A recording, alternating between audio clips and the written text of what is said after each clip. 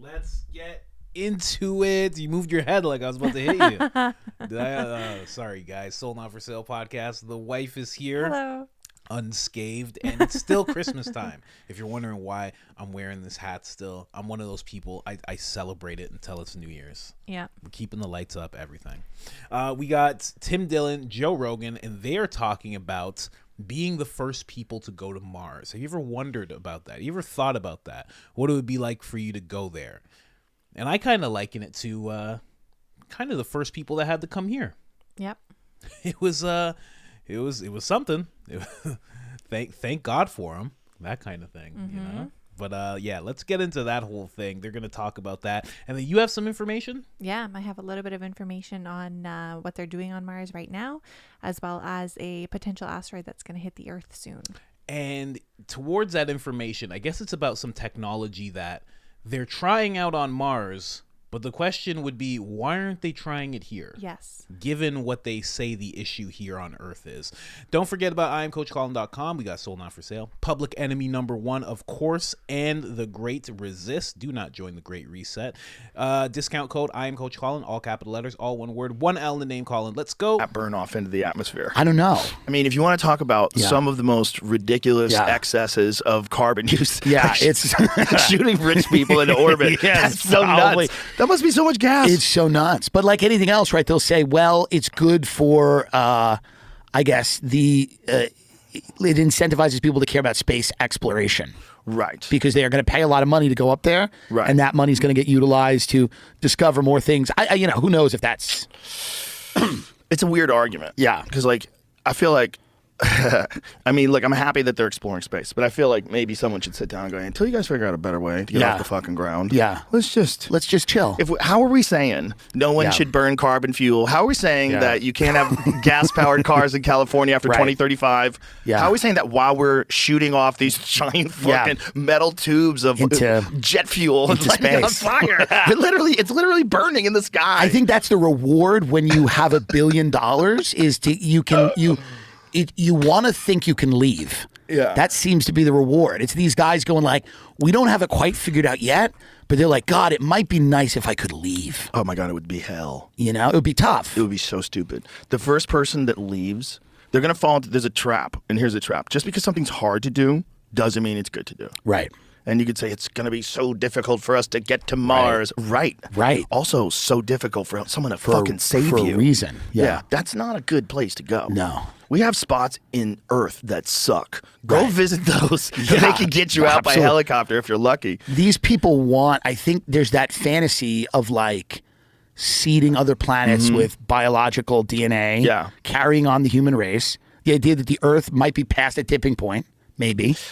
I think we have to realize that time does not give a fuck about the human race. Right. Time doesn't care. If we got hit by an asteroid and this whole planet got knocked back down into the Jurassic period again. Right. That totally could happen. It's happened before. It's the reason why we're here in the first place, supposedly, right? The Yucatan impact. If that happens again, time doesn't care. Time doesn't care. Can we do anything to the asteroid now that we're more advanced? They are slowly but surely being able to recognize where the real problem, supposedly, I believe, is ones that come from too near the sun. Right. The problem is the gravity of the sun. I'm sure I'm fucking this up. I'm sorry. I think the gravity of the sun, the mass of the sun is so immense that it's difficult to see objects that are behind it coming towards us. So if something's passing the sun and going towards us, we might not see it until it's too late to do anything about it. And then even if we do see it, there's only a few different methods that they've devised that seem to like, one of them is you like hit it with a surface, like something lands on it. And this changing of the aerodynamics of it, like changes its trajectory in some way. And another one is breaking it up.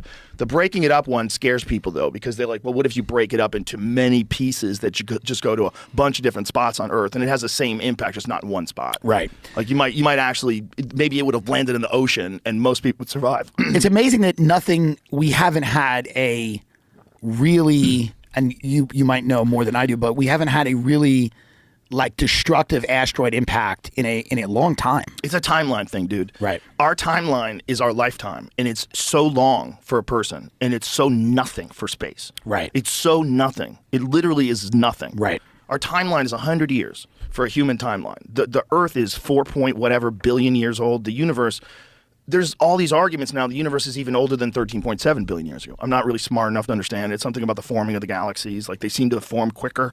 That wouldn't be possible if the Earth was only, or if the universe was only 13.7 billion years. But Brian Keating doesn't agree with it, so maybe he's right. I don't know who's right. But it's either way.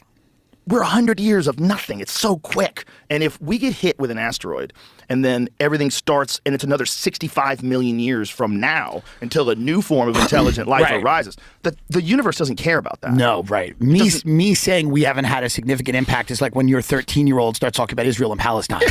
Like they just don't. I sound ridiculous because it's literally, I've been on the planet 38 years and I'm like, we haven't had anything. As you get older, you get old enough to realize this hustle. You get, this is a hustle. Like you're pretending like you can do something. Right. You're pretending like you're going to make a life and leave a mark and all that. You're just moving. Right. And you're going to be gone and new people are going to move into that and everyone's affecting everybody and we're all working towards some weird goal. Right. And some of it involves rockets and computers and we're just building wilder and wilder technology. But I don't know if we can escape before something hits. And I have a feeling that's what's happened many times in the past. I think that's the biggest key to the mystery of people. And you think that we may have gotten to this point? I think we definitely did. Where people were podcasting in ridiculous coats. Yes. And then something comes and ruins it. Yeah. And then it takes billions of years to get back to that. Millions. Millions to get back to that. Not really millions. I think probably whatever the Egyptians were doing, I think they were the most advanced civilization that ever existed. That's what I think. This is, I mean, I'm out of line here for sure. Listen, if you're an archaeologist and you're pulling your hair out, I get it. But I don't think we could do what they did. I think if you just look at it for just the sheer dynamics, the volume of stone that they moved, the precision in which they built it, I really don't think we can do that. Just the symmetry of the faces of the statues is unparalleled, and they're immense. These are monstrously huge, perfectly symmetrical faces. Right. Their temples are insanely intricate with 20-ton gigantic stone blocks that were taken from a mountain 500 miles away. And no one has any idea how the fuck they got them. Nobody has any clue. No guesses. Right. There's some guesses about, maybe the river system was different back then. Whatever. How are you getting that 50-ton chunk of granite out of a fucking mountain and moving it down, even with modern equipment? How are you getting it over the mountain? So it seems like you don't even have roads. What are you doing? They were incredibly advanced. Incredibly advanced. With math, with science, with technology. Certainly with geometry. They also had an understanding of the cosmos. They definitely had an understanding of the constellations. And that's one of the reasons why the fringe theory is that the Sphinx is way older than what they have it currently dated at, was like 2,500 BC, which is still crazy old, right? Right. But what they think is it's probably older than that, maybe even 10,000 or 30,000 years old. And that at these times in whenever the calendar is aligned properly, whatever the year is, it's like exactly where a lion would be staring the constellation Leo. That's mind-blowing. Mind-blowing. To think about that stuff. I don't know if that's true, though. That's a weird one. It's like, how do we know if, like, from the burning of the Library of Alexandria, we lost so much of an understanding of what the Egyptians knew and what they recorded. So there's a lot of weird speculation amongst Egyptologists. Like, they look at they have hieroglyphs that show kings that go back 40,000 years. Right. And they look at that as myth. But so it gets to a certain time and they decide, okay, now this is Tutankhamun, this is Ramses. Are we talking about kings? Biblical times, or even we're predating that? Pre-biblical So we're really times. predating the biblical times. If they're correct, if these hieroglyphs are real, instead of like saying that they're myth because they're talking about kings that ruled the earth 40,000 years ago when we decided that those people back then were primitive. But if they're right, and if it only existed in a few places on Earth, well, that makes sense. Right. That's how it is now. You can go right now. You can go to the Amazon. You see people living like they lived thousands of years ago. Right. And then you can see someone here get hit by a car because they're looking at their phone. That's right. You know, it's like they're both existing at the same time. I think that's probably always been the case with people. There's always been like people that live in Siberia, these nomadic tribal people that are very content just living the same way they've always lived. And then there's people that live in San Francisco that have people shitting on their street and fucking shooting up in front of them and getting paid. Yeah. So it's interesting. You've always kind of had that dichotomy of really advanced people and then really, I don't want to use the word primitive, but certainly these uncontacted tribes and things like that. Human beings always have inequality. Yeah, there's always that strata. There's always something. Right. And it's whether it's cultural, whether it's geographical, whether you're trapped on an island, like whatever, you're always going to find somewhere on Earth, someone who's just way beyond like what we think of as like modern society, like what's acceptable, running what. These people have none of that. Right. These people, they're making their own spears. Yeah. They're hunting. They have. It's so funny that he will talk about, first of all, he calls it inequality, which I'm not even sure of when it comes to uncontacted tribes versus us. I don't know if there's inequality there because they might be way better off. Yeah. Way better off. Probably in a lot of ways. You know, like who knows if that's real inequality. But it's funny how he can see that there will always be those type of people and people like us, the more quote unquote advanced, but also to think that everyone is going to merge. And it's inevitable that we're going to merge with technology, and it's going to be this hive mind. And it's funny that he can't put those two things together. Yeah. And understand that there's going to be people who are not going to merge. That's true. And that there's people in between who are just living in normal society, but still don't want to merge. Yeah. There will be the farmer who has the Google glasses thing that tells him everything that's going on. Yeah. But he chooses to just dig himself because he likes it. But he wants the little technology thing here and the 5G battery that's like, sitting on his back or whatever. Oh my gosh. That keeps him connected no matter how far from the farm he goes. So I think there'll be all of that. And like everything in between, like he said. But yeah, it's just funny that he will notice that these uncontacted tribes, and it's always been like that, and it'll always be like that, but also it's inevitable that we all merge and become this hive mind and read each other's minds. True. Makes no sense. Funny. But I guess it does make sense. Thought processes. You got to be able to think and just have your thoughts, and that's what he's doing there. Thought process with Tim Dillon is a little different than a thought process with Tristan Harris. For sure. He's just letting it go. You're going to feed off people differently. Yeah, exactly. Especially when Tim Dillon is the type of, like we were saying off camera, like he's not interrupting. He's just kind of like, okay. Yeah, we were like laughing at him. Ooh, being like, that's insane. Yeah. Oh, crazy. Instead of like jumping in with his own thoughts. Because maybe he doesn't think about this. He's like, I don't care about this. Yeah. But Joe's my friend. And Joe was going pretty hard. So. Yeah, he's like, Joe's my friend, and I don't want to get caught up in this. Yeah. I don't want to get bulldozed. Have my thought, and then also he just bulldozes it with a bunch of information. Yeah. But yeah, it's interesting that he brings that up. Because I really do think, and I'll just go into this thought process right now since he was talking about ancient Egypt, and then we're going to get into the whole Mars thing and all that. But I really do think that at some point, he mentioned that he thinks that ancient Egypt was the most advanced ever. And I don't think so. I don't think so. I think if you go to those uncontacted tribes, again, I always say I would love to be able to hear their depiction of history. They probably have a history of there was someone very super advanced and we did not want to go along with them and we detached from them. Yeah. And they went on to do whatever they do. They did their merging, they did their hive mind thing, and then they either destroyed themselves or they left the planet. And we stayed here and we lived like this. I think that's happened hundreds of times. Yeah, it'd be interesting to see for sure. But I also don't think it really depends on your definition of advanced. That too. Yeah. Because they might have different knowledge than us, and I'm sure they did. The ancient Egyptians had different knowledge that did not get passed down. Definitely.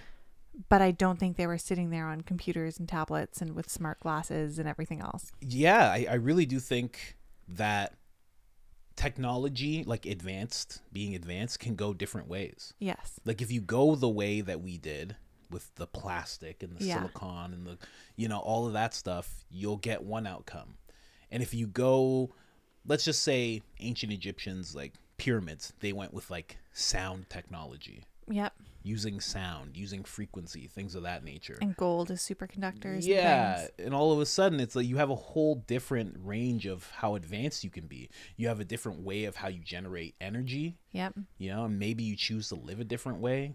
Maybe you're like, why would we, I don't know, like, why would we erect things when we could just find a block a mountain and we can just carve into that. Yeah, that's And a lot of what they did too. Right? Like you see that a lot. It's like, why would we put something here when that thing's already there? Yeah. And it stood the test of time. Yeah, We just there's have like amazing statues in the Middle East that are like into the side of cliffs. Middle East, India, I believe. Yeah. China, definitely. Again, yeah. Japan as well, right? So many places. So many places. Mm-hmm. So, yeah, I don't think they were the most advanced. I think this just kept on going. I think it keeps happening. I think we keep getting to a point when, we or whoever gets to a point where they get super advanced and a bunch of people look at it and they say, nah, not us. We're not coming with you. You go do whatever you want to do. I really have this thing in my head where it's like they could get so advanced that they would leave the planet, they would come back and be like, oh, the rest of them destroyed themselves. Who's left? Okay, these people are left. Well, I guess start the Jesus protocol. Oh my God. And then somebody goes down there and they're like, all right, got to teach you. You be Jesus, you be Thoth, you be this, you be that. Let's go. We got to teach him again. You be Buddha. Let's go. Let's start civilization again. They all have characters. Who knows, right? It's just a small, it's a fun theory that pops up in my head every now and then. And I'm like, imagine that, Yeah. Still have my faith in God and everything, but it's just like, I just imagine that weird stuff. Yeah. Like God was really a ship. A ship. Yeah. And they just called it that. It was just the name for it. And then we just called it that. Interesting. And like that's the thing, like who knows? Maybe it was an acronym for something. I don't know. It's just there's so many thought processes. But I definitely don't think the ancient Egypts were the most advanced. Myself. No, probably not. I think it keeps going. And then one thing I'll bring up real quick before you go into that, when you brought up the Library of Alexandria, I think that it was looted and then burnt. Yeah. I say that often. I don't think they would just like, the Romans weren't idiots. They weren't just like cavemen. They were like, oh, this is all the stuff this is the stuff they've been teaching us that they've been keeping from us. And they've been feeding it to us little by little every time we come and visit. Let's take everything and say it was burned, because if anybody knows we have it, they're going to come and do the same thing to us. And now it's in the basement of the Vatican. Probably. Yeah, but just wanted to say that really quick. I always think that. I'm like, there's no way they just burnt all that stuff. No, there has to be a ton of knowledge that just isn't accessible anymore. Yeah. By us. Yeah, but it didn't go away. Yeah, definitely not. But yeah, go ahead. Let's get into the whole traveling to Mars thing. Yeah. Well, you had mentioned that it would be like the same as, I don't know, Europeans coming over to North America. Yeah, the pioneers. But I think it would be like totally different. You think so? Because it's one thing, like, you know what you're going to do when you get over here. Like, you have to build shelters. Definitely, yeah. Find food, find water. Yeah. Like, you have like a checklist of things. So you know kind of what to expect is going to happen. And is it going to be hard? Like, absolutely. But when you go to Mars, that checklist isn't the same. Definitely not. You're hoping it's going to be, you're hoping to have a checklist, but like when you get there, it's, I don't know. No. Yeah. When I say that, I think I meant it's going to be the same in terms of how hard, like think about how hard it was for the pioneers to get here. Yeah. And then just alone getting here, how many people probably perished on the way. Yeah. And then when you actually get here, you're like, okay, how's this going to work? Yeah. Does this tree work for housing? No? Okay. But imagine doing that and not being able to breathe. Yeah. You have to worry about air as well. Yes. That's like the number one concern. Yeah. Is, can I get oxygen? Yeah. Just crazy. I think it's going to be awful. And Joe makes an interesting point about like difficult isn't always good. Definitely. Like people have this kind of martyrdom, like a complex. Of course, you want to do the hard thing. Yeah, exactly. And they think they'll be like so celebrated for it, but it doesn't always mean it's good to do. Yeah. Yeah, it's true. And it's, being celebrated for it. Because I think of it, like I've heard him talk about like, when I got into his cold plunge and he's like, I had to move sheets of ice, get in there. And it's like, no one cares. Right? No. I do my cold shower thing like I'll be like 4 minutes and 30 seconds today. Nobody knows. Nobody cares. You know, it's but those are like minor like health things. But yeah, sometimes we just want to do the harder thing. Like when I was running like 20 miles a week, you know, like it was good for me. It felt really good to build up my cardio and do it. But for the most part, no one could tell. Yes. You know? Yeah, that's true. Yeah, but now they're like, something I wanted to discuss with you is that they're putting rovers on Mars to see if they can make oxygen. Yeah. Cool. Which is really, it's like interesting because apparently Mars doesn't have enough of an atmosphere to contain oxygen. So it just kind of gets leached away. Oh, really? Oh, okay. Because the planet, like Earth has a magnetic field. So it helps keep the atmosphere close to us. Wow. Because it's like magnetized in. But for some reason, Mars doesn't have a magnetic field. So it just kind of like floats off into space sometimes. Interesting. So they don't have like a thick enough atmosphere to be able to hold it. So most of their atmosphere is just carbon dioxide. Yeah. Which ours is mostly nitrogen. And then some other things, including oxygen. So they don't even have the same base atmosphere. So I don't even know why they're bothering to try. Well, I mean, they have to. I guess. The elites feel like they have to for some reason. Tim Dillon makes it seem like it's a marker of success. Like, I want to feel like it. Yeah. But they kind of are operating like they have to. Yeah, right? It's weird. They're like that we have to go to Mars. go. Which makes me wonder, too. Like, is there something going on that we don't know about where they think we have to go to Mars? That's what I mean. They're like, we have to go. You don't get it. Yeah. You don't get it. And guess what else? You're not coming. True. You think of like all the elite people in their family. There's probably like 500 million of them. Yeah. They're like, that's enough. We're good. And we'll bring the robots. That's why we're working on robots so hard. Oh, there you go. We're not bringing you. Who knows? But right before you go into that, you just brought up Earth having a magnetic field. Yeah. What if that in itself was a technology brought by a more advanced race? True. And they just came to a place and they're like, all right, you know the drill. This doesn't have enough oxygen. We only have enough oxygen for the next 3 years. Let's set up the field. Magnetize it. Yeah, you can magnetize it, keep it in. All right, is it stable? Okay, we're good. Because you can magnetize like a piece of metal with certain, I don't know, I think it's like an electrolysis thing. Oh, really? Like you can make a piece of metal into a magnet.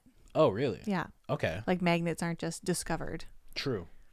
Yeah, there you go. They're made. There's my knowledge set.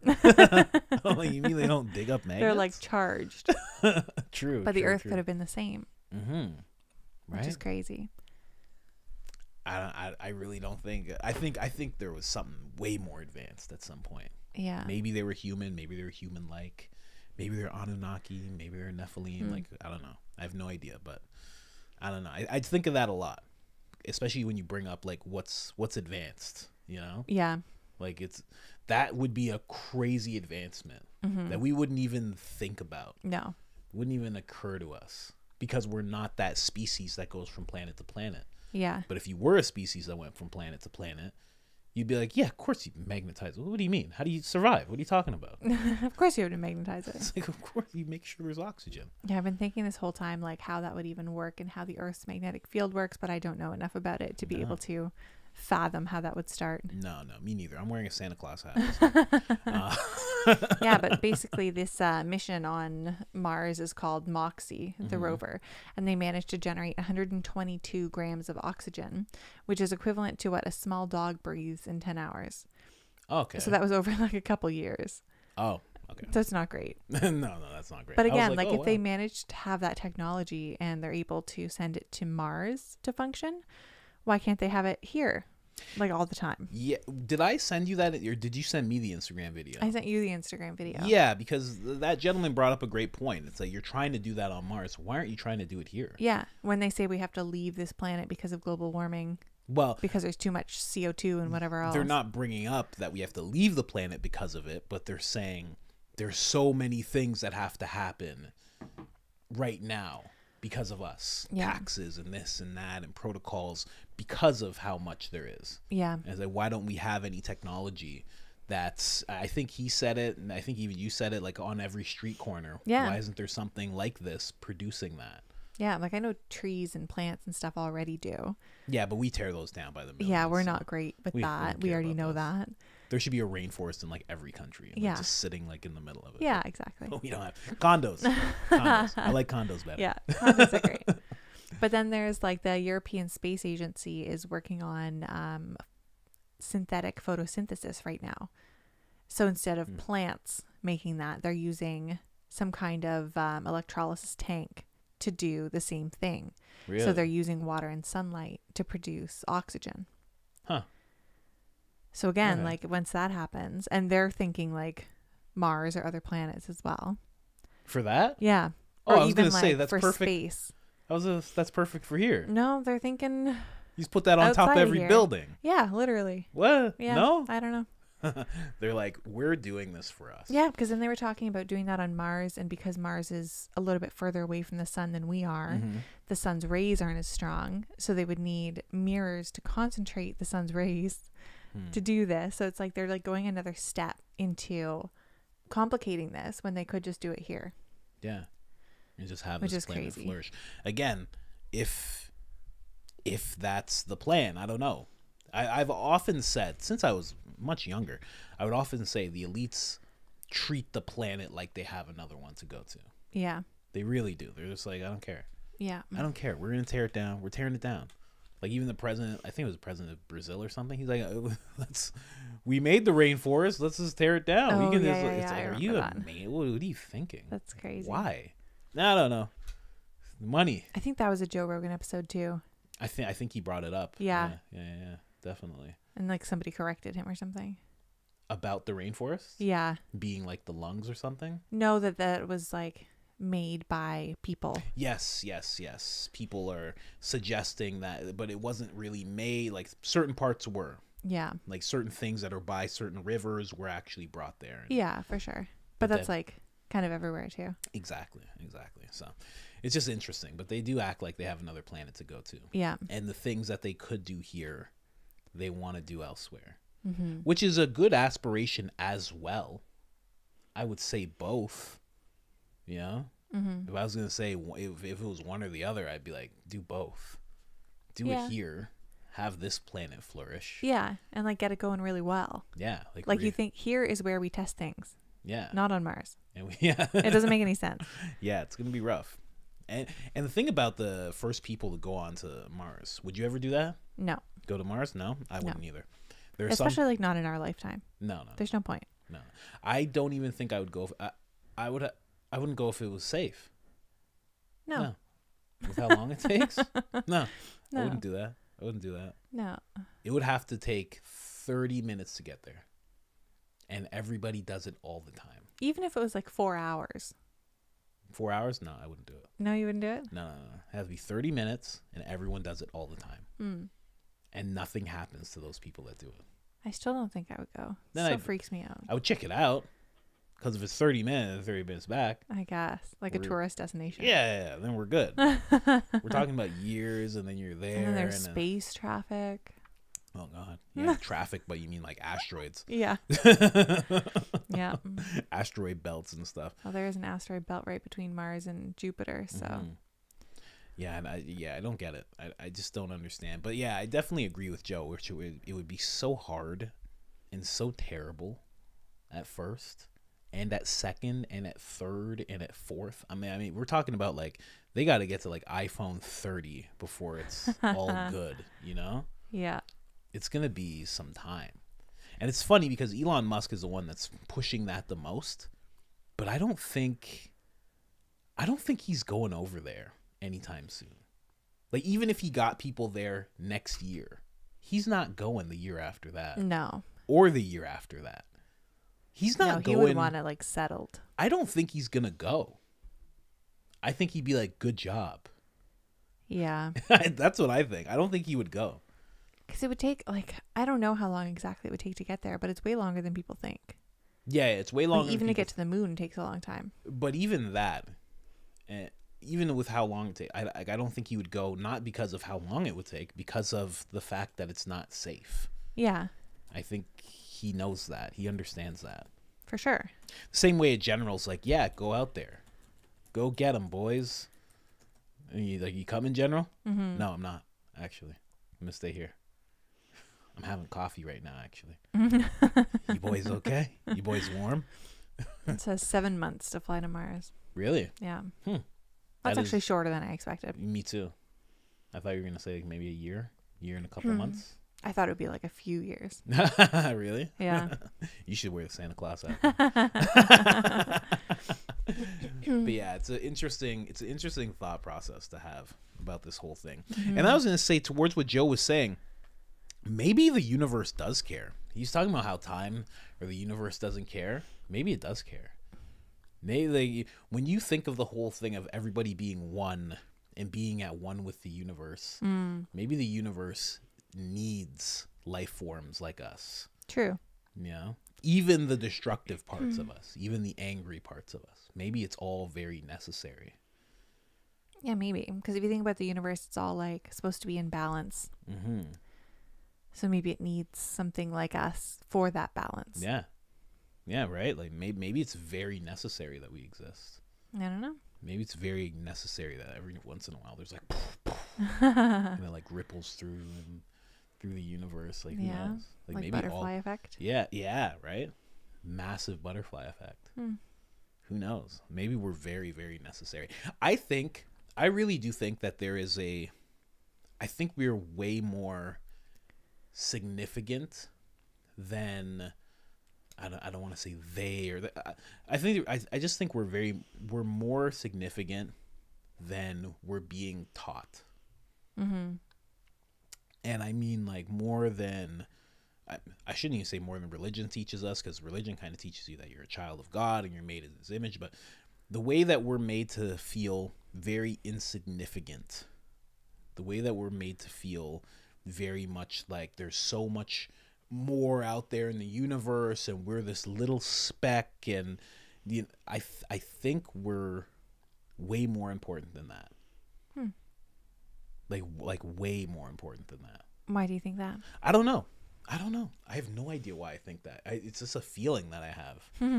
You know, maybe it's just like ego. I don't know, but it just seems like we're way more important than that. The way that we are these spiritual beings having this very physical experience, and it's for a very short time, and then we go off, you know, from here, almost like these are wombs. We go off into this next place. You know, you'd feel very, if I had to liken it to like a baby in a womb, you feel very, depending if they felt things, but you'd feel very insignificant in the womb. And then you come out and you realize you're so important to this family. And you've been loved for so long, and they've been waiting for you for so long, and they have so many dreams for you and all these hopes for you. I feel like some of that is in us when we pass from here.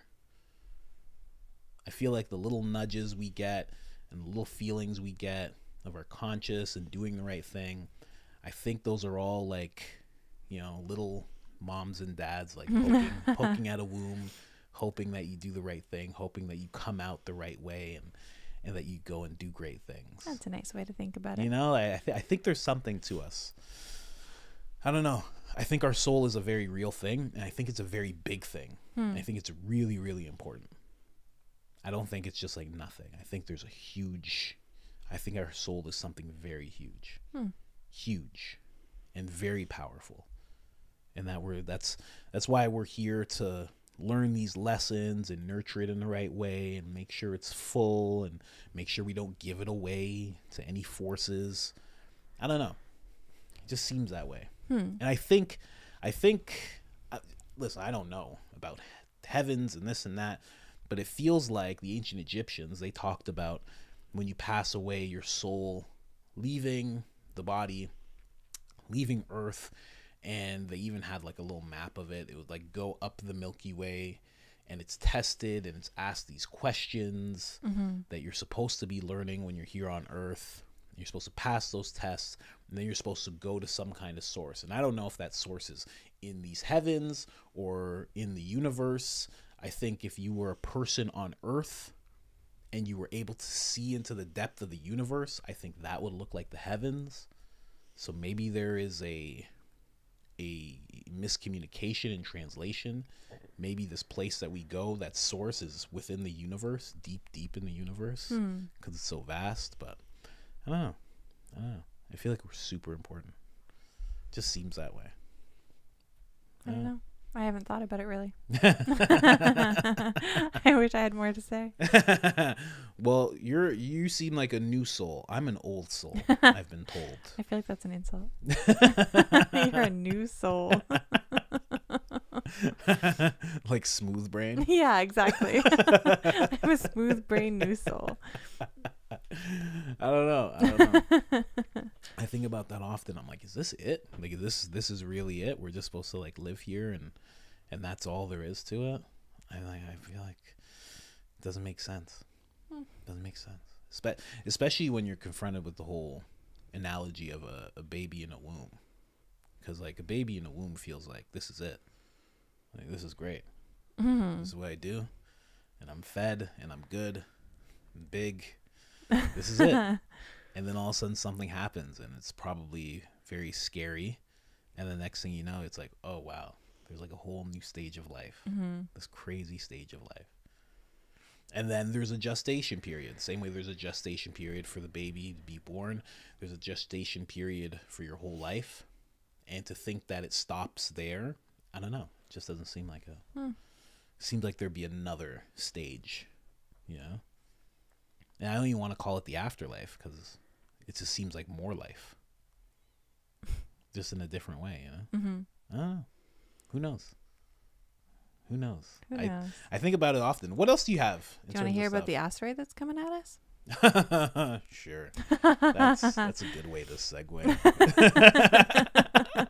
We got so far up, I don't know how. We're all going to experience this more life very soon. Yeah. Well, Joe and Tim Dillon were talking about how Tim Dillon doesn't think like an asteroid doesn't hit very often, like it doesn't happen super often. Yeah. So I wanted to see like what was going on in space news these days because I didn't really check it out. So there is an asteroid actually coming at us that's quite large, and the probability of it hitting Earth is 1%, which is very high, considering that it's wiping out Earth.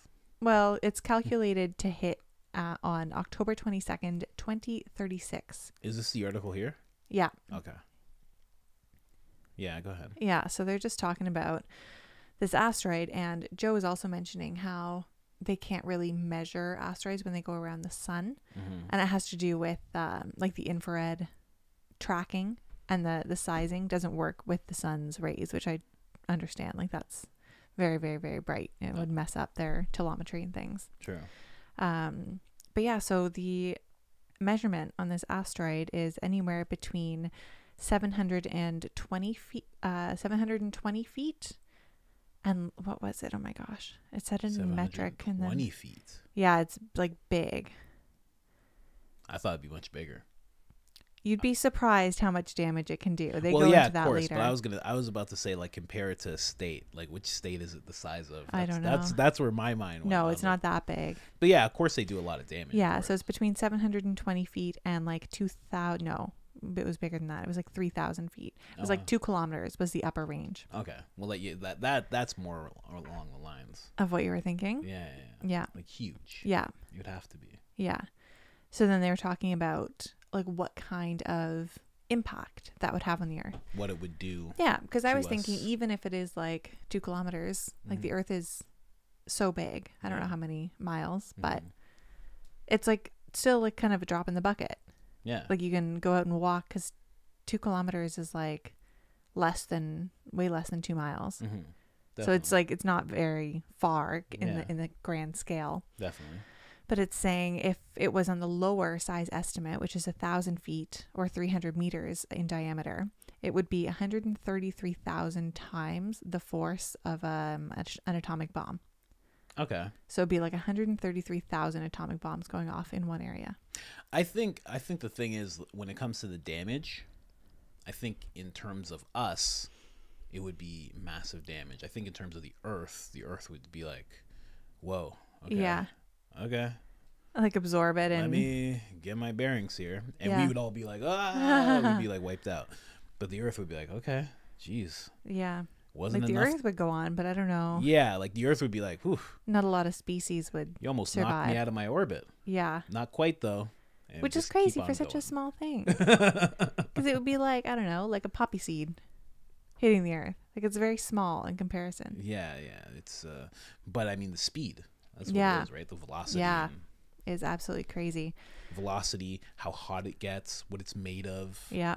All of those things come into play. Yeah. What aliens are controlling it. Hmm. And they were saying there's estimated timelines of different sized asteroids hitting the Earth. Okay.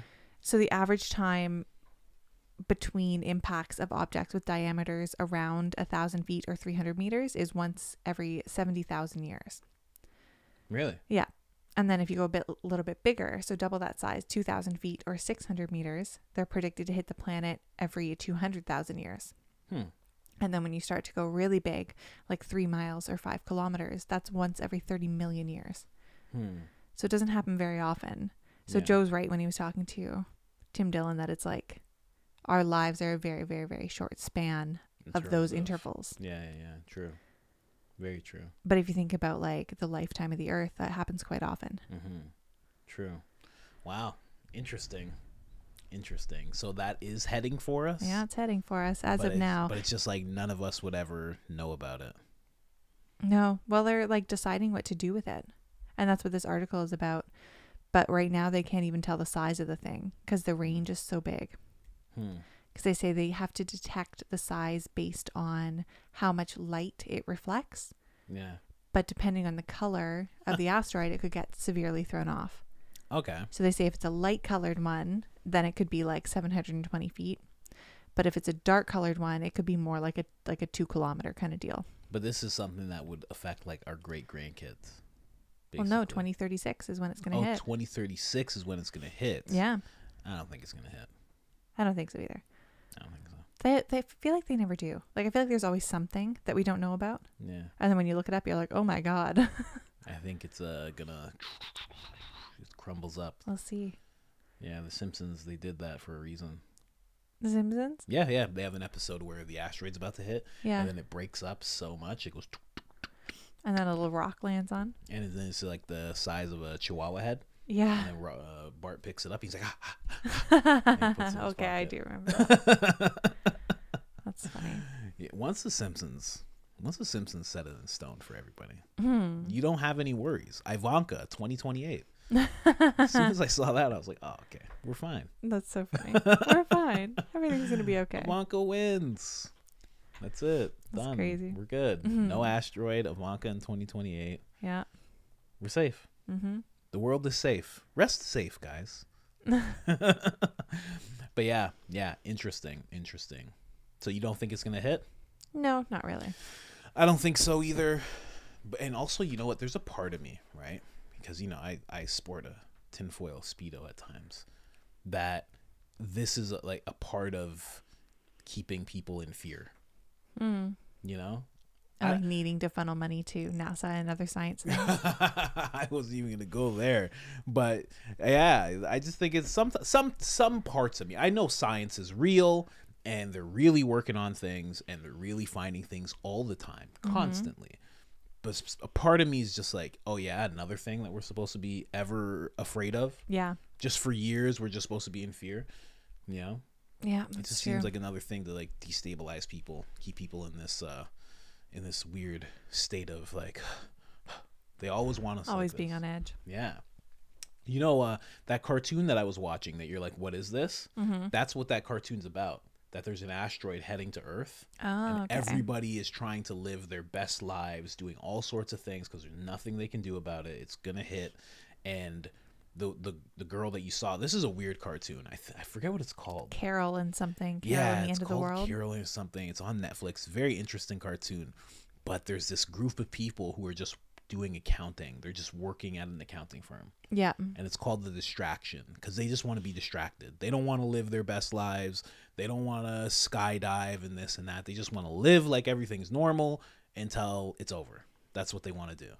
So they're all just working this job, just not a care in the world, while everybody else is, because really the people who are like trying to skydive and do this and do that, they're like really afraid. Yeah. They're like really, really They scared. just need a bigger distraction. Yeah, that's why they're trying to like really get it in. And these people are just like, we just want to live. We just want to live our lives. Yeah. Like normal people, and that's it. I don't Accounting. want to go nuts. It's crazy. Yeah, it's a weird cartoon. But what else you got? Anything? No, that's it. Guys, like, subscribe, and share. And of course, if you watched until now, Merry Christmas, because it's still the Christmas spirit. You can still feel it. Okay? I know there's not snow everywhere and white Christmas like everybody was hoping. Man, I was not hoping. I'll be honest. I'll be honest. You hate snow. I never want white Christmas. But Merry Christmas. And like, subscribe, share, all that good stuff. Other than that, we're out. Bye.